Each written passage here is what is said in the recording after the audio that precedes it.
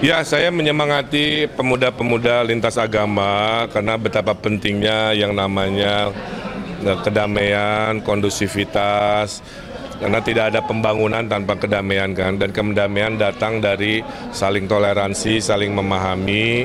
Saya menitipkan ke mereka bahwa ada contoh-contoh negara bubar karena peperangan yang tidak bisa dikendalikan, dari kerusuhan, dari hasutan, dan dari kebencian. Saya titip ke mereka, perbedaan itu rahmat, bukan perbedaan itu sebagai sumber kebencian. Nah, program-program ini nanti ada kemah kebangsaan, ada dialog, kemudian lapangan pekerjaan yang diluaskan, kemudian mengingatkan semangat 2045. Nah, itulah kira-kira pesan saya ke mereka agar kita bisa menjadi negara maju dengan motornya adalah para pemuda. Pak, terkait elektabilitas apa ada strategi terbaru, Pak? Enggak, sama aja. Mau elektabilitas nilainya apa, jawabannya sama. Kita kerja keras, di sisa waktu tinggal 10 hari. Kita belusukan double-double, kita menyapa warga double-double. Dan dari pengalaman, mohon maaf, yang namanya survei tidak selalu lama dengan hasil akhir. Saya dulu survei hanya 4%, menangnya 45%. Pak Ahmad Sayhu di survei H-7 hanya 12%, di hari hanya 28%. Jadi tidak perlu selalu melihat survei sebagai penentu. Dia lebih kayak membaca perkiraan cuaca aja.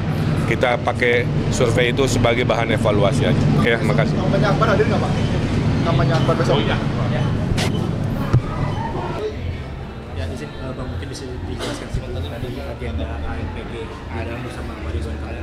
Kalau hari ini tadi kita ngumpulin pemuda-pemuda tokoh agama dari semua agama, tujuannya untuk memperlihatkan persatuan, dan kita punya cita-cita sama kalau Bang Erka ini adalah pemimpin yang bisa menyatukan mereka semua. Jadi harapannya ini cuma dialog aja, mereka biar tahu ada pemimpin yang namanya Bang Ridwan Kamil ini yang dimana bisa menyatukan semua golongan dan semua agama.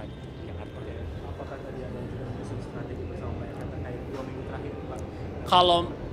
Kalau misalkan dari tim sendiri, dari tim Pak RK, kita yang muda-muda ini pastinya membayangi Pak RK satu hari itu bisa 20-30 titik.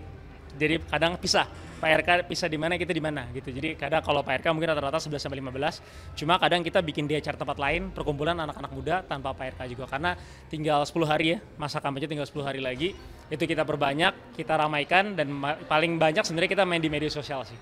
Gitu. Dan harapannya nanti ke depannya tanggal 17 ini kan nanti debat terakhir ya. Kita juga akan ramaikan karena itu pasti poin-poin penting yang sangat menarik nanti. Sosok pasangan Ridho ini dari segi sosok pemuda bagaimana? Pastinya kita kalau ngeliat sosok pemuda dari pasangan Ridho, kita tinggal ngeliat aja di Jawa Barat. Di Jawa Barat dia luar biasa bikin untuk anak-anak muda, ruang kreatif, digital hub, dan lain-lain itu dibuka, dan pintu-pintu yang biasa selama ini menyekat antara yang senior dan yang junior biasanya dibuka sama mereka, dibuka Pak RK secara lebar-lebar sehingga kita semua bisa jadi bersatu. Terima kasih, Pak. Terima kasih.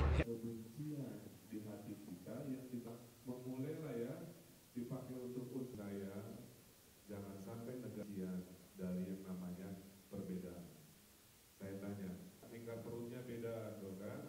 Tingkat ekonominya beda, kita menjadi hidup lebih kaya karena beda, kan?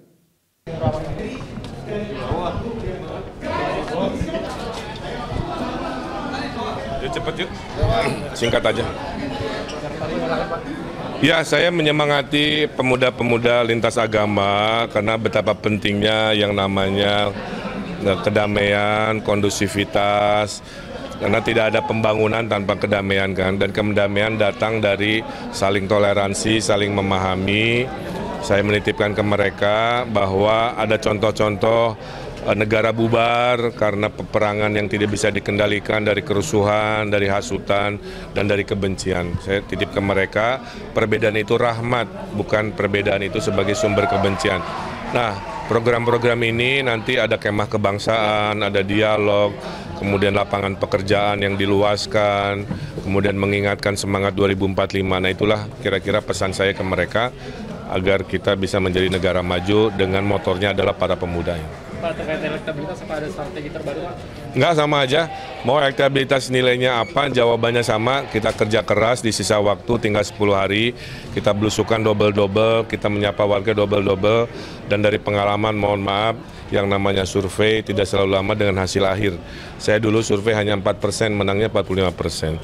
Pak Ahmad Sayhu di survei H-7 hanya 12%, di hari hanya 28%. Jadi tidak perlu selalu melihat survei sebagai penentu. Dia lebih kayak membaca perkiraan cuaca aja.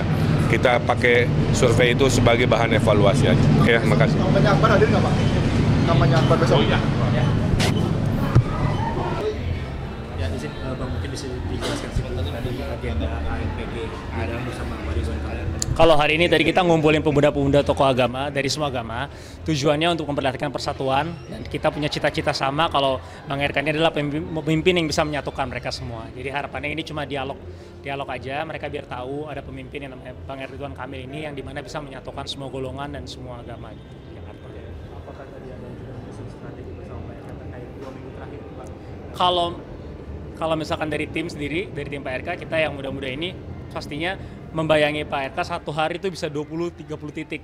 Jadi kadang pisah, Pak RK pisah di mana, kita di mana gitu. Jadi kadang kalau Pak RK mungkin rata-rata 11-15, cuma kadang kita bikin di acara tempat lain, perkumpulan anak-anak muda tanpa Pak RK juga. Karena tinggal 10 hari ya, masa kampanye tinggal 10 hari lagi, itu kita perbanyak, kita ramaikan, dan paling banyak sebenarnya kita main di media sosial sih. Gitu. Dan harapannya nanti ke depannya tanggal 17 ini kan nanti debat terakhir ya. Kita juga akan ramaikan karena itu pasti poin-poin penting yang sangat menarik nanti. Sosok pasangan Ridho ini dari segi sosok pemuda bagaimana? Pastinya kita kalau ngeliat sosok pemuda dari pasangan Ridho, kita tinggal ngeliat aja di Jawa Barat. Di Jawa Barat dia luar biasa bikin untuk anak-anak muda, ruang kreatif, digital hub, dan lain-lain itu dibuka, dan pintu-pintu yang biasa selama ini menyekat antara yang senior dan yang junior biasanya dibuka sama mereka, dibuka Pak RK secara lebar-lebar sehingga kita semua bisa jadi bersatu. Ya kan?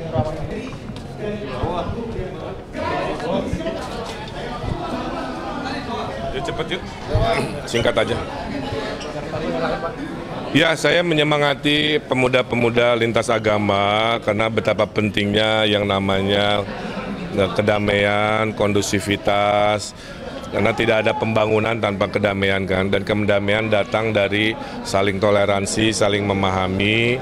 Saya menitipkan ke mereka bahwa ada contoh-contoh negara bubar karena peperangan yang tidak bisa dikendalikan, dari kerusuhan, dari hasutan, dan dari kebencian. Saya titip ke mereka, perbedaan itu rahmat, bukan perbedaan itu sebagai sumber kebencian. Nah, program-program ini nanti ada kemah kebangsaan, ada dialog, kemudian lapangan pekerjaan yang diluaskan, kemudian mengingatkan semangat 2045. Nah, itulah kira-kira pesan saya ke mereka agar kita bisa menjadi negara maju dengan motornya adalah para pemuda. Pak, terkait elektabilitas, apa ada strategi terbaru, Pak?